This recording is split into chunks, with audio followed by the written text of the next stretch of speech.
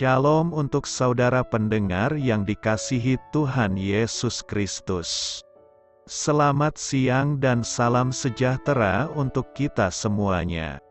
Selamat datang kembali di renungan siang dan doa siang pada hari ini. Semoga saudara yang terkasih dalam keadaan sehat selalu. Kiranya damai dan sukacita Roh Kudus melimpah di dalam hati dan pikiran saudara saat ini. Sebelum kita mulai renungan pada siang hari ini, marilah kita bersama-sama berdoa. Bapa di kerajaan sorga, terima kasih atas penyertaan yang Engkau berikan kepada saya atas siang hari yang indah ini. Terima kasih telah memberi saya kesempatan untuk selalu dapat bersyukur atas segala pekerjaan yang aku kerjakan. Maka dari itu, saya mohon sertailah selalu diri ini sepanjang hari ini. Terima kasih atas berkat Tuhan hingga saat ini aku masih bisa merasakan kebaikan Tuhan dan buatlah agar bibirku selalu mengucap syukur kepadamu. Tuhan Yesus Kristus, terima kasih pada saat ini saya masih bisa bekerja. Tuhan, saat ini saya akan memulai pekerjaan saya.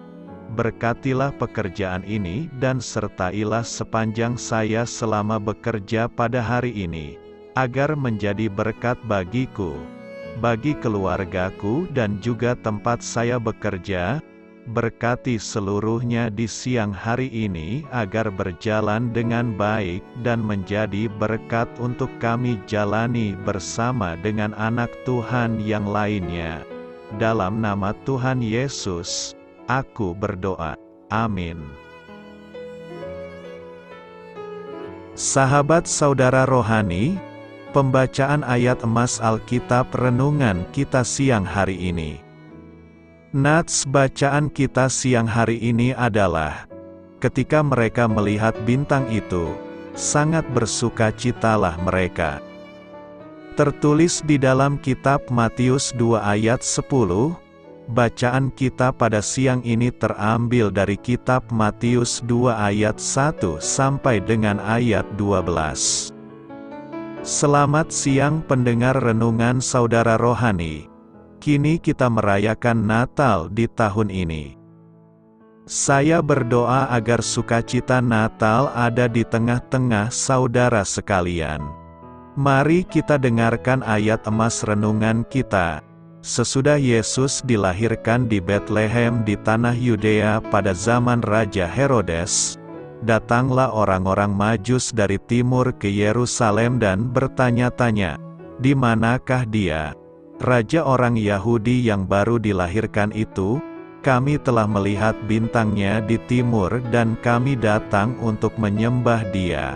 Ketika Raja Herodes mendengar hal itu terkejutlah ia beserta seluruh Yerusalem. Maka dikumpulkannya semua imam kepala dan ahli Taurat bangsa Yahudi. Lalu dimintanya keterangan dari mereka, di mana Mesias akan dilahirkan. Mereka berkata kepadanya, "Di Betlehem di tanah Yudea. Karena demikianlah ada tertulis dalam kitab Nabi, dan engkau Betlehem, tanah Yehuda, engkau sekali-kali bukanlah yang terkecil di antara mereka yang memerintah Yehuda. Karena daripadamulah akan bangkit seorang pemimpin, yang akan menggembalakan umatku Israel." Lalu dengan diam-diam Herodes memanggil orang-orang Majus itu dan dengan teliti bertanya kepada mereka, bila mana bintang itu nampak. Kemudian ia menyuruh mereka ke Betlehem. Katanya, "Pergi dan selidikilah dengan seksama hal-hal mengenai anak itu dan segera sesudah kamu menemukan dia, kabarkanlah kepadaku supaya aku pun datang menyembah Dia."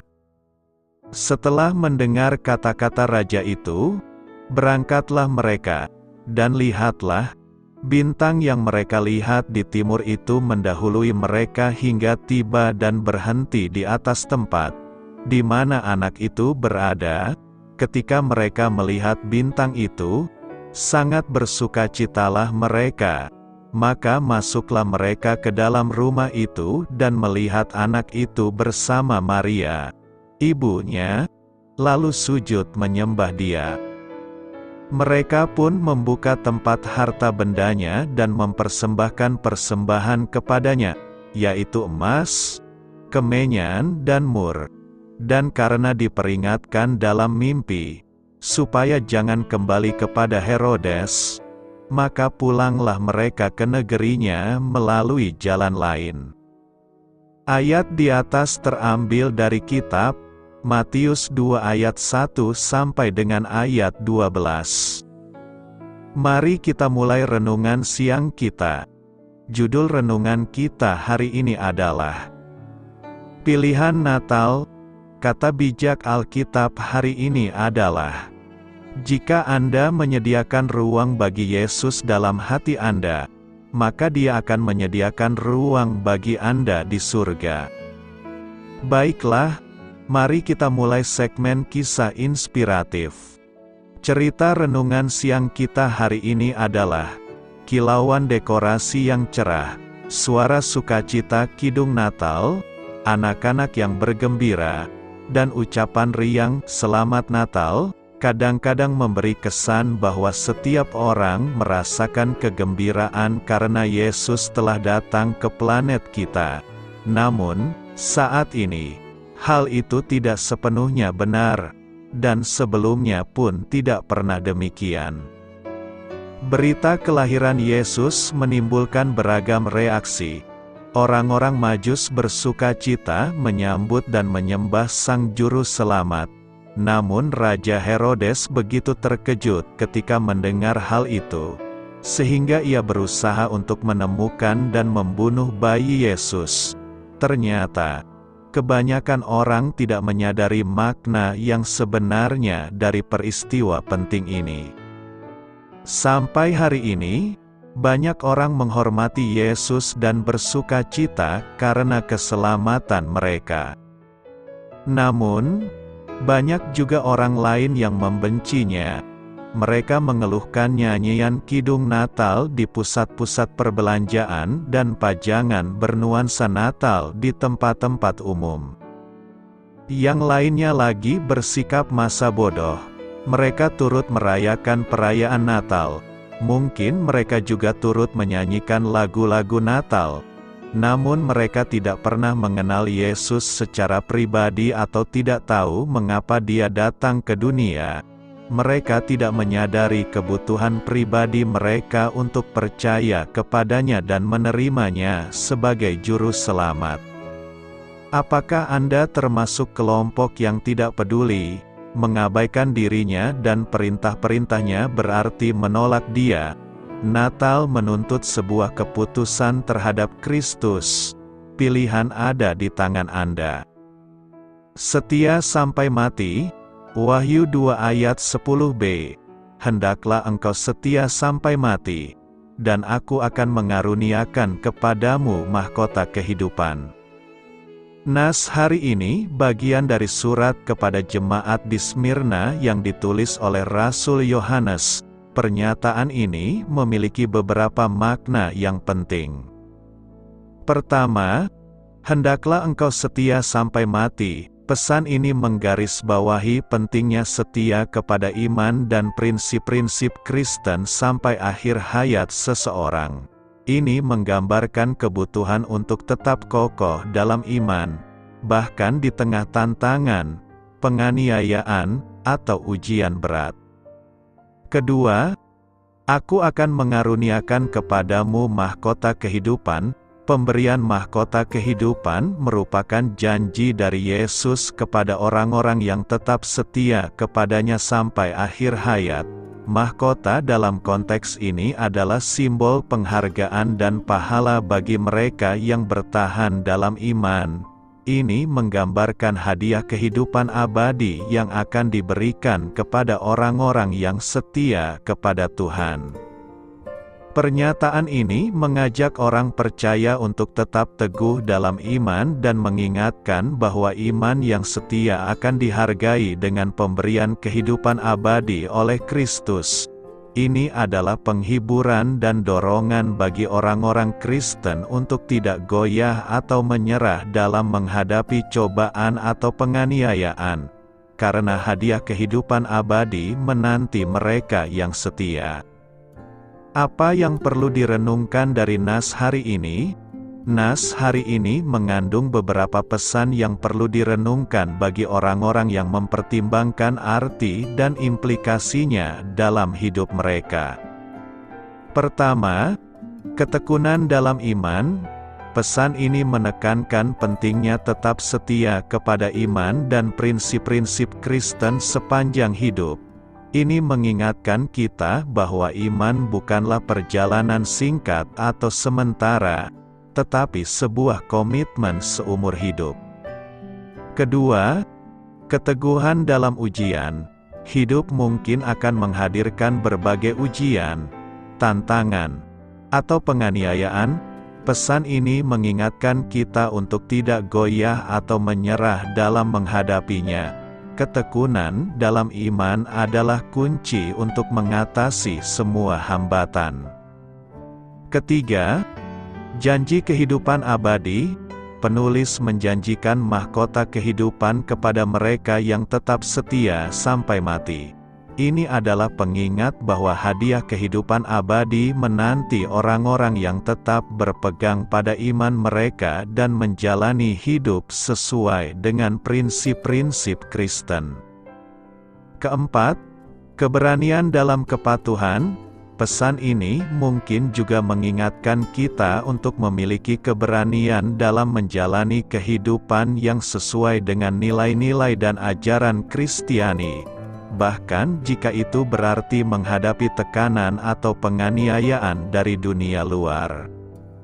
Makna yang dalam dari pernyataan ini adalah mengingatkan kita akan pentingnya mempertahankan iman, ketekunan, dan kepatuhan kita kepada Kristus sepanjang hidup kita. Ini juga mengingatkan kita tentang hadiah kehidupan abadi yang menunggu mereka yang tetap setia.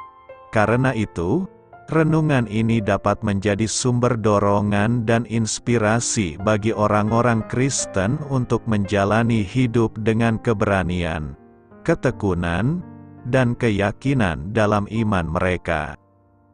Penggenapan janji Allah. Hari ini kita merayakan Natal, di mana Yesus lahir di kandang domba di Bethlehem. Tanggal 25 Desember diambil dan didasarkan pada banyak penelitian secara historis dan teologis dari bapak-bapak gereja dan ilmuwan teologia. Namun secara pribadi kita dengan Allah, Injil adalah momen di mana Sang Firman turun ke dunia. Ada banyak kenangan dan inspirasi atas peristiwa ini bagi kita sekarang. Peringatan ini tidak berlalu begitu saja tetapi harus membawa makna bagi kita sekarang.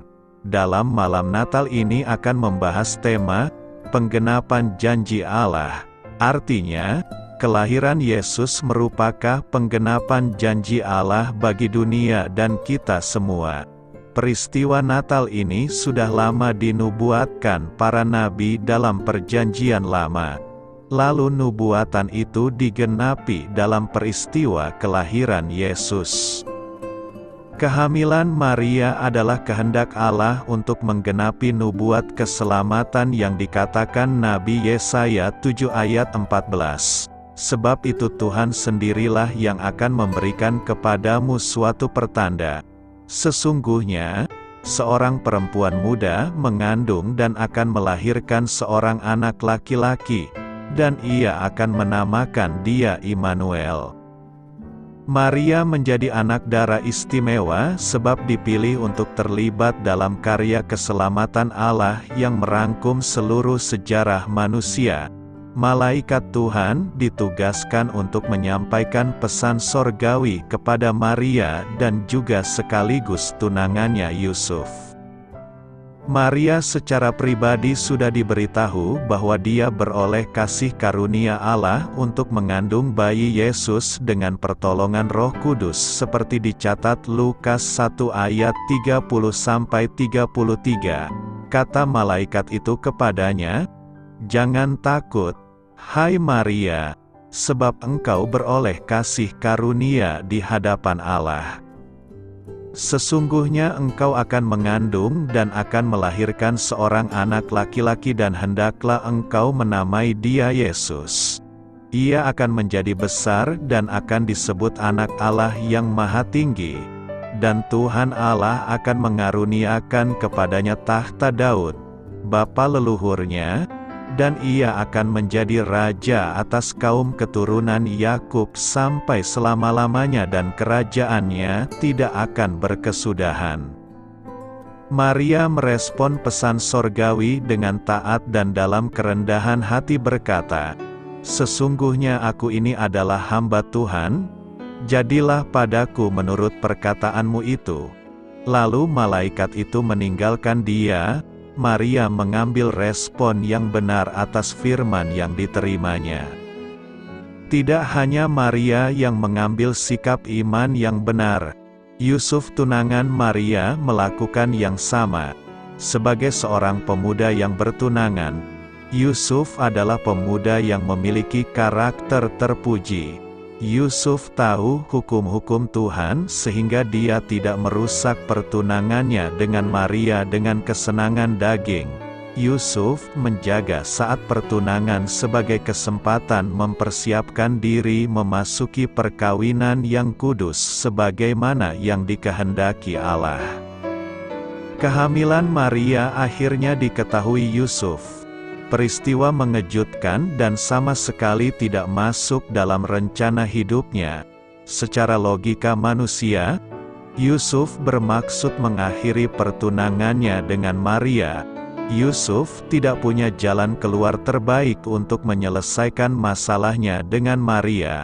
Meskipun hatinya sangat mengasihi Maria, namun perceraian dengan cara diam-diam menjadi solusi terbaik untuk tidak mempermalukan nama Maria. Pertanyaan kita sekarang adalah bagaimanakah sikap Yusuf dalam rangka memenuhi penggenapan Allah dalam hidupnya? Pertama, Yusuf menerima dengan tulus hati dan tidak mencemarkan nama Maria. Padahal sakit hati karena merasa dikhianati oleh pacar adalah sesuatu yang sangat sering menyebabkan orang lalu merusak nama baik pacar yang tadinya ia cintai. Apalagi kalau ia sudah mengambil keputusan untuk memutuskan hubungan dengan pacarnya itu. Tetapi Yusuf, sekalipun merasa dikhianati dan sudah mengambil keputusan untuk menceraikan Maria, tidak mau mencemarkan nama Maria. Karena itulah maka ia bermaksud menceraikan Maria dengan diam-diam. Di satu sisi, Yusuf tidak menginginkan Maria bernasib malang karena ia pasti dirajam oleh masyarakat Yahudi. Di sisi lain, ia tidak dapat menerima kenyataan itu dan berupaya meninggalkan Maria dengan cara menceraikannya. Ia tidak ingin mempermalukan martabat tunangannya di depan publik. Mungkin Yusuf berpikir bahwa dengan cara seperti itu barangkali Maria dapat menikah dengan lelaki yang telah membuatnya hamil. Tampaknya, cara ini bagus sebagai win-win solution. Inilah jalan iman yang dihayati dengan ikhlas dan rela oleh Yusuf. Menariknya, Yusuf secara spontan membatalkan niatnya menceraikan Maria setelah mengetahui duduk perkaranya. Di sini terlihat respons iman Yusuf memiliki kemiripan dengan iman Abraham. Tanpa negosiasi dan secara spontan, ia menerima Maria dengan hati yang teguh. Yusuf menerima penugasan Tuhan sebagai sebuah kehormatan yang mesti dijalaninya dengan bertanggung jawab. Apakah kita sering merusak nama baik seseorang melalui penyebaran gosip atau fitnah? Atau apakah kita menerima dengan tulus setiap peristiwa yang menerpa kita? Kedua, Yusuf tidak gegabah. Ini terlihat dari ayat 20 di mana Yusuf mempertimbangkan maksudnya untuk menceraikan Maria. Apakah kita sering melakukan hal-hal tertentu dengan gegabah dan tidak berpikir panjang? Mungkin dalam hal melampiaskan emosi atau kemarahan kita, atau dalam hal membeli barang, atau dalam hal menerima atau menolak suatu ajaran. Kalau ya, perhatikanlah Amsal 19 ayat 2b yang berbunyi, "Orang yang tergesa-gesa akan salah langkah." Ketiga, Yusuf taat pada firman Tuhan. Yusuf percaya pada firman Tuhan yang disampaikan malaikat Tuhan kepadanya melalui mimpi. Kata-kata malaikat itu sebetulnya amat tidak masuk akal. Coba renungkan, andai kata kita menjadi Yusuf, di mana tunangan kita tahu-tahu menjadi hamil, apakah kita bisa mempercayai kata-kata malaikat yang menyatakan bahwa kehamilan itu dari Roh Kudus? Hebatnya, Yusuf percaya pada firman Tuhan yang disampaikan oleh malaikat itu. Tuhan sering memberi firman yang sukar diterima oleh akal, misalnya, bahwa Ia turut bekerja dalam segala sesuatu untuk mendatangkan kebaikan bagi anak-anak-Nya. Kadang-kadang tidak terlalu sukar mempercayai hal ini, tetapi kadang-kadang problem yang kita alami begitu banyak, berat dan membingungkan, dan bahkan kelihatannya berakibat negatif terhadap diri kita dan kerohanian kita. Pada saat kelihatannya amat tidak masuk akal, maukah saudara tetap mempercayainya? Bahwa Ia selalu mau mengampuni dosa kita yang percaya kepada Yesus sebagai juru selamat kita. Kadang-kadang tidak sukar bagi kita untuk percaya pada hal ini. Tetapi pada saat-saat tertentu, misalnya pada waktu kita melakukan dosa yang sangat hebat atau terkutuk, atau pada saat kita melakukan dosa yang sama berulang-ulang hingga ribuan kali, karena itu merupakan kelemahan kita, maka sukar bagi kita untuk percaya bahwa Allah tetap mau mengampuni dosa itu. Pada saat seperti itu, maukah saudara percaya pada firman yang tak masuk akal itu? Pada malam Natal ini, kita harus memahami dengan jelas kelahiran Yesus yang dilahirkan oleh Maria. Maria mengandung dari Roh Kudus, tetapi bayi dalam kandungannya itu bukan hasil hubungan seks dengan Yusuf. Ada beberapa hal yang perlu kita perhatikan dalam hal ini. Pertama, Yesus memang adalah anak Maria, tetapi Ia bukanlah anak Yusuf. Kalau Ia adalah anak Yusuf dan Maria, maka Yesus bukanlah Allah dan manusia, tetapi manusia biasa. Pastilah Ia lahir sebagai orang yang berdosa, dan kalau Ia berdosa maka Ia tidak bisa menebus dosa kita. Karena itu, doktrin Kristen tentang virgin birth adalah doktrin dasar yang sangat penting dan harus dipertahankan. Tetapi sekarang banyak gereja atau pendeta liberal yang sudah meninggalkan doktrin ini. Padahal dengan meninggalkan doktrin ini, mereka sudah meninggalkan kekristenan. Kedua, Maria mengandung dari Roh Kudus bukan berarti bahwa Allah atau Roh Kudus melakukan hubungan seks dengan Maria dan menyebabkannya mengandung melalui hubungan seks itu. Dalam dongeng-dongeng kafir kita sering membaca tentang dewa yang berhubungan seks dengan manusia sehingga mempunyai anak. Tetapi kekristenan tidak mengajarkan hal seperti itu. Maria mengandung dari Roh Kudus, artinya Roh Kudus melakukan suatu mujizat sehingga perawan Maria itu mengandung tanpa hubungan seks dengan siapapun. Ketiga, bahwa Maria mengandung dari Roh Kudus, ini belum menjamin bahwa Yesus bisa lahir suci. Yesus bisa suci karena sejak saat pertama Ia ada dalam kandungan Maria, Roh Kudus sudah menguduskannya atau menyucikannya dan Roh Kudus terus menjaga dan menguasai Dia sehingga Dia tidak bisa berbuat dosa. Karena itu jelas bahwa Maria tidak harus suci supaya Kristus suci. Kesucian Kristus disebabkan oleh pekerjaan Roh Kudus, bukan oleh kesucian Maria.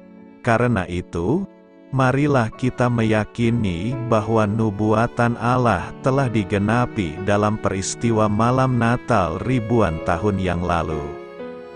Selamat berkarya untuk Tuhan, selamat memulai karya dalam minggu ini untuk Tuhan. Doa saya menyertai saudara sekalian. Saya memberkati Anda agar sewaktu Anda mencarinya dari Dia, Bapa Surgawi Anda akan memberikan bagi Anda roti harian Anda. Dalam nama Yesus Kristus, Tuhan yang berkuasa atas alam semesta dan menuntun kita kepada iman yang menyelamatkan, Tuhan Yesus menyertai senantiasa. Tuhan memberkati. Amin.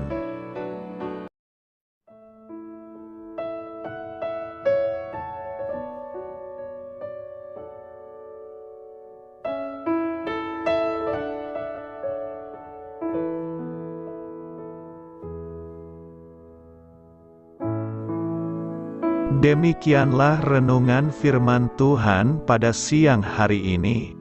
Semoga menjadi kekuatan di dalam hidup kita dan menjadikan kita pribadi yang lebih sukses. Sebelum kita memulai aktivitas hari ini, marilah kita berdoa. Bapa kami yang ada di sorga, terima kasih atas kasih dan kebaikan Tuhan yang begitu besar buat kami. Tuntunlah perbuatanku agar di sepanjang hari ini saya bisa bekerja sebaik-baiknya, tidak pernah jemu menolong sesama, selalu ramah dan tahu terima kasih, menghayati iman dan mengamalkannya dengan sekuat tenagaku. Semua ini saya sampaikan kepadamu, dengan pengantaraan Kristus, Tuhan kami. Allah, Bapa kami bersyukur kepadamu, bahwa dengan bekerja kami boleh ambil bagian di dalam karya-Mu mensejahterakan dan membahagiakan umat manusia. Kami mohon bimbingan-Mu dalam melaksanakan pekerjaan kami hari ini. Bimbinglah kami agar sanggup bekerja dengan semangat kasih, dengan riang, rajin dan jujur. Terima kasih, Tuhan. Amin. Dalam nama Tuhan Yesus Kristus Tuhan dan Juru Selamat kami, Bapa kami yang baik, kami mengucap syukur dan berdoa. Amin.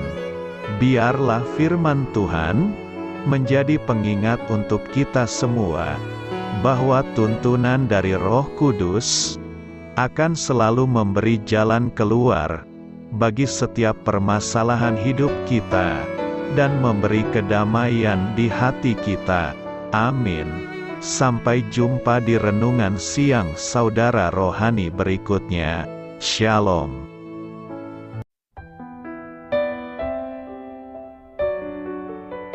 Halo untuk semua pendengar saudara rohani yang terkasih di dalam nama Tuhan Yesus Kristus dimanapun berada. Mari dukung kami, tim redaksi Renungan Harian Saudara Rohani dengan cara memberikan bantuan, kritik dan masukan. Saudara dapat memberikan masukan melalui kolom komentar di bawah atau mengirim kepada kami langsung melalui email yang tertera di layar Anda, saudararohani@gmail.com. Jika saudara terberkati melalui renungan ini, saudara dapat mendoakan kami dan memberikan bantuan lainnya dengan mengirim email kepada kami. Saya berdoa agar saudara sekalian bahagia dan sehat selalu. Amin.